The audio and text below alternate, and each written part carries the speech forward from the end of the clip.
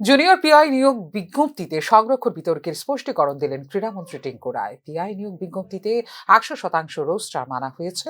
এসটি/এসসি welfare দপ্তরের অনুমোদন ক্রমে প্রকাশিত হয়েছে বিজ্ঞপ্তি বলে সোমবার সাংবাদিক সম্মেলনে জানিয়েছেন ক্রীড়ামন্ত্রী টিঙ্কু রায়। উল্লেখ করা যেতে পারে, আর 308 জন জুনিয়র পিআই নিয়োগের বিজ্ঞপ্তিতে সংরক্ষণ আইন লঙ্ঘন করা হয়েছে বলে ক্রীড়া দপ্তরকে চিঠি দিয়ে জানিয়েছিলেন তিপ্রামথা সুপ্রিমো প্রদ্যুৎ কিশোর দেববর্মন।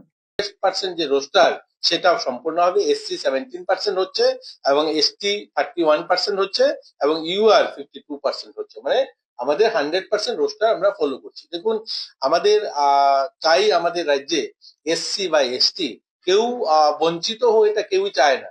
এবং আমাদের দপ্তরের এসটি ওয়েলফেয়ার এবং এসসি ওয়েলফেয়ার দপ্তরের যারা রোস্টার দেখেন তাদের থেকেই কনসার্ন নিয়ে এটাকে মেনটেন করা হয়েছে এবং এটা মেনটেন করেই আমরা পত্রিকাতে বিজ্ঞাপন দিয়েছি।